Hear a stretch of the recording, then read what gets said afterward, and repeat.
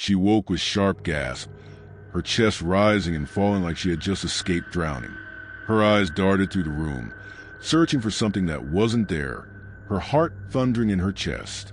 Slowly, she sank back into the mattress, her breath beginning to steady. But the calm didn't last. An invisible presence began tugging at her clothes, peeling them away piece by piece as if testing how far it could go. The room was still, but the air grew heavier, thicker, suffocating with heat that had no source. She tried to convince herself it was nothing, but her body betrayed her, jerking suddenly, violently, thrown across the room like a doll in the hands of something unseen. Her back slammed against the wall, the impact echoing like thunder, and yet not a single person had touched her.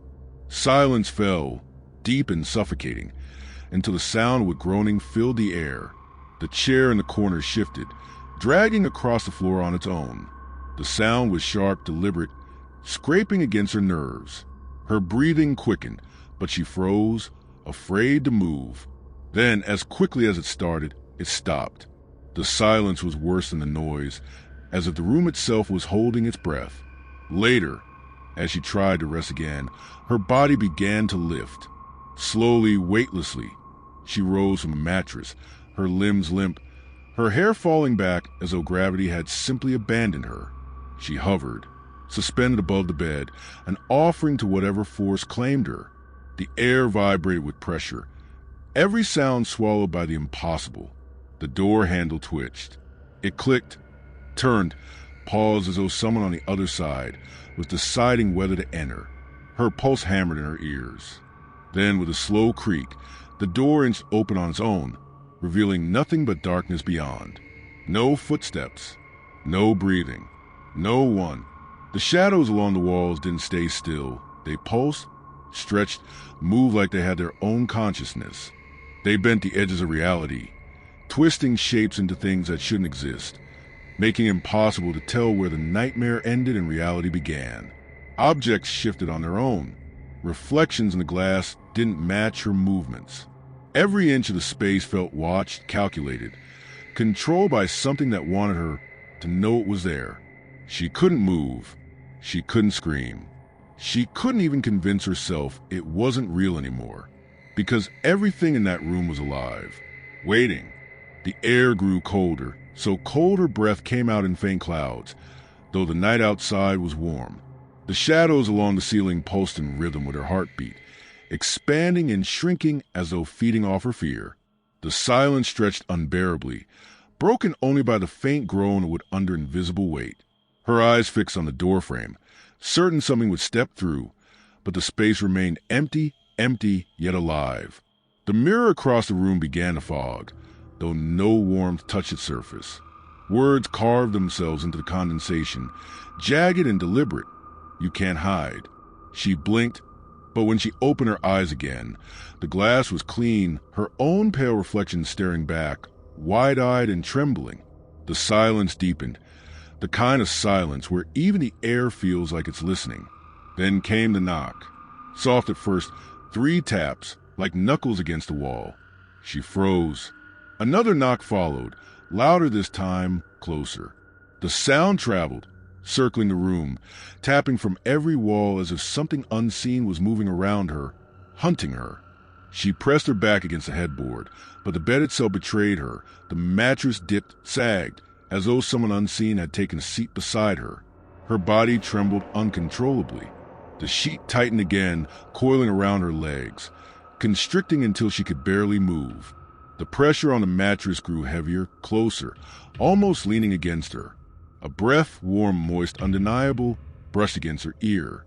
She snapped her head to the side, but there was nothing, just the thick, suffocating dark. The door slammed shut, hard. The echo shook the frame, rattled the windows, and left her ears ringing. The handle twisted violently, jerking back and forth as if something on the other side was trying to force its way in. Then it stopped. The room fell into stillness again, but it was not peace. It was a waiting silence, a silence that promised more. Her phone lit up suddenly on the nightstand. No sound, just the glow of the screen, casting a pale light across the room. A message appeared, though no number was attached. Just a single phrase. It's already here. Her hand shook as she reached for it, but before her fingers could touch the screen, the phone slid off the table and crashed to the floor. The floorboard beneath her began to creak, one after another, footsteps pacing slowly, methodically, circling the bed. She turned her head left and right, but saw nothing.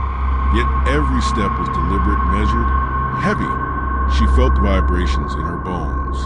The shadows thickened, wrapping tighter around the room, pressing closer, until the only space left untouched was a narrow circle of her trembling body. Her body began to rise again, slow and deliberate, sheets falling away as her arms dangled helplessly.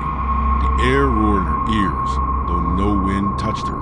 Her hair lifted as if underwater, floating around her face. She wanted to scream, but her throat locked, paralyzed by terror. Above her, the ceiling seemed to stretch higher, darker, as though pulling her into it. Every corner of the room throbbed with presence.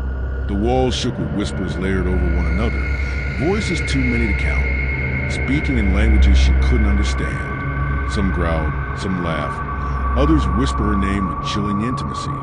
Her limbs jerked as if strings had been attached, pulled taut by a puppeteer she couldn't see. The mirror cracked, splintering into dozens of jagged lines. Each fragment reflected a different version of her. Eyes black, face twisted, mouth stretched into impossible grins. They moved independently, not matching her expression, not waiting for her to look away. Each reflection leaned closer, pressing against the glass, desperate to escape.